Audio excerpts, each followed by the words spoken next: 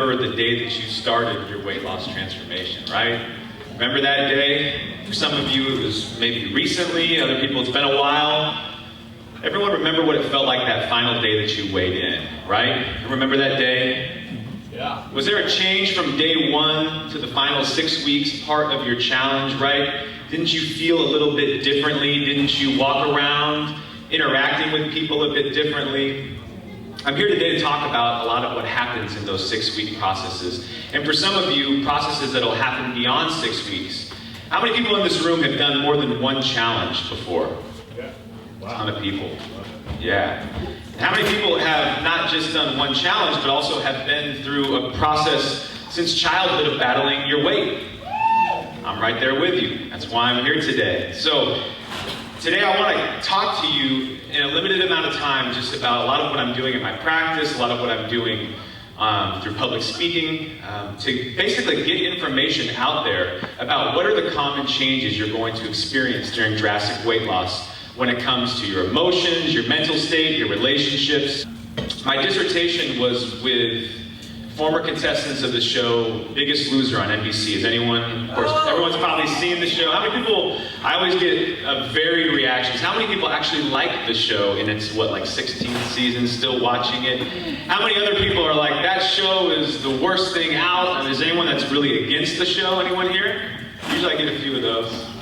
Okay, not so many, that's good. So I worked with former contestants of the show. It was the first academic research they had ever partaken in, and it was an opportunity for me to really create a roadmap for drastic weight loss. What that roadmap is it's what are all the psychological changes that you're going to experience if you've gone from living the majority of your life overweight, and then you lose weight in a pretty short amount of time. How does the world change? What changes could we potentially expect you to go through? So why study this stuff? Why is this important? Well, because to be perfectly honest with you, this is my story too.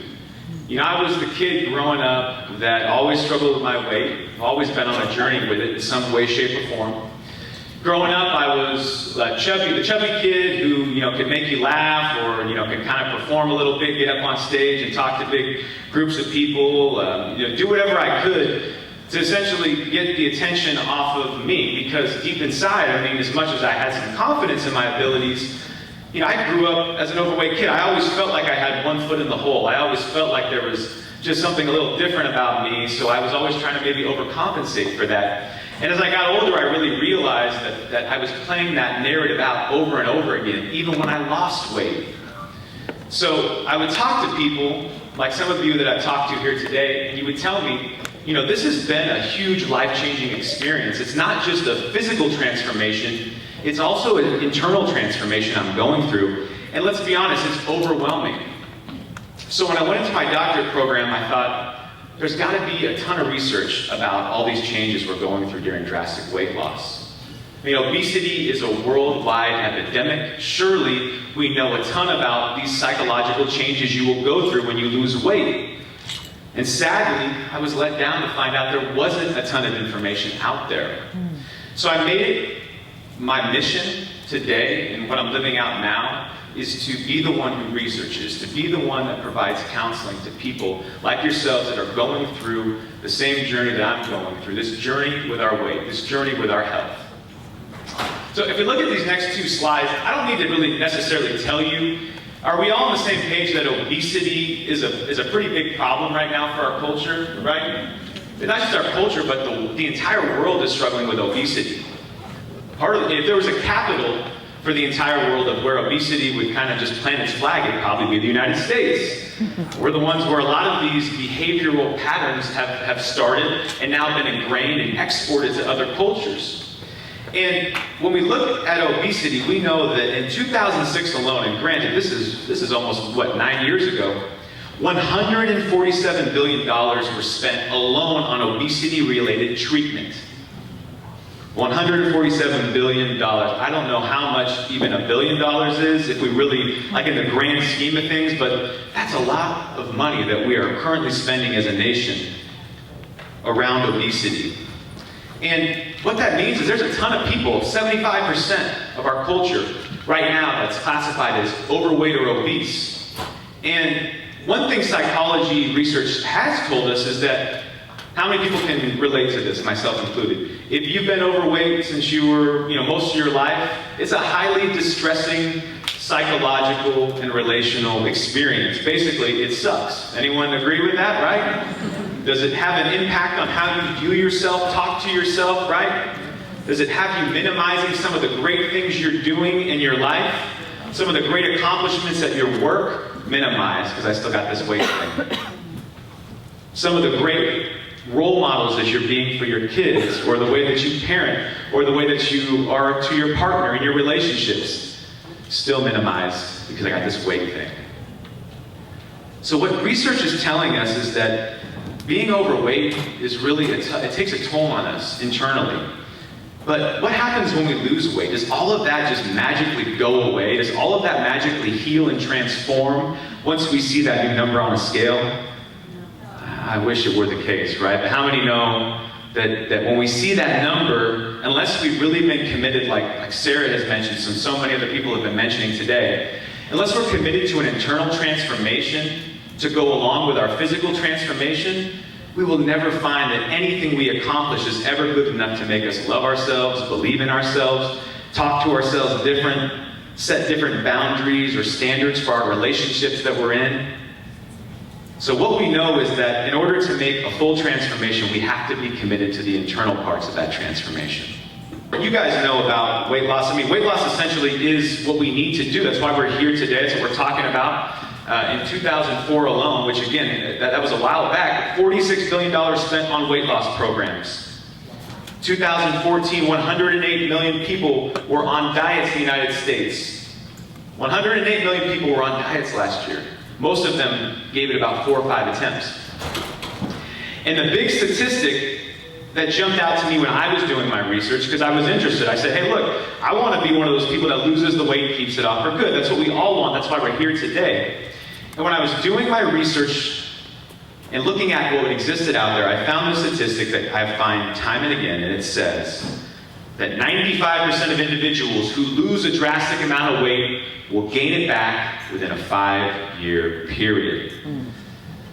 And you're thinking, I'm supposed to be the guy that uplifts you and encourages you. What the heck are you doing, right? Why are you telling me this statistic? I'll tell you, part of the reason I'm telling you this statistic is because, like results culture has indicated to you guys from the get-go, that we have to be honest about some of this research, first of all. We can't sugarcoat it. The reality is it's a tough journey once you've lost the weight. Losing weight's hard, keeping it off is even harder.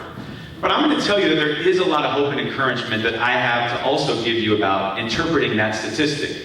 And the interpretation I have when I look at it, it says that we, as a medical field, the way that we are currently talking about weight loss, we must not be totally getting the full picture.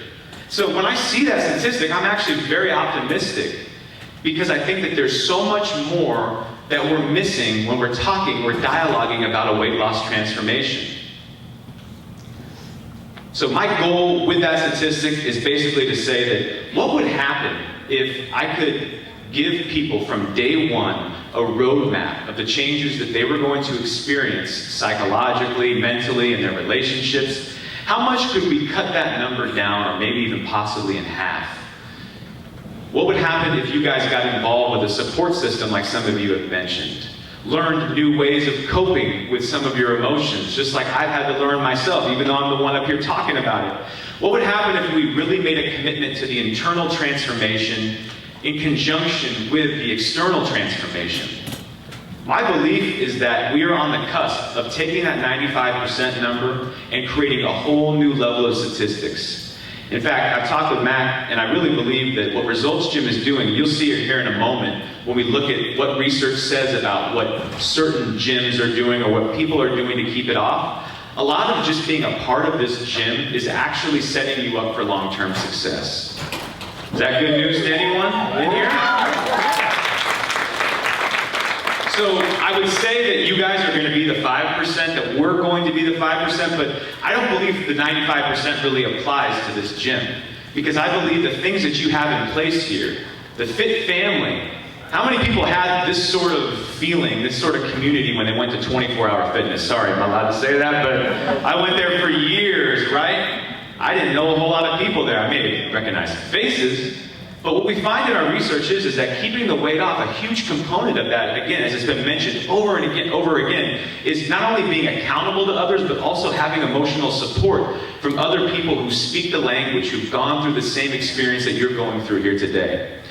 So I hit you with the bad news off the bat, that medical research is really saying that it's a tough journey, we get it, but the good news is from here on out, that if I can help educate you on some of the changes you're going to go through, I think that's going to partly be what can help you keep the weight off for good.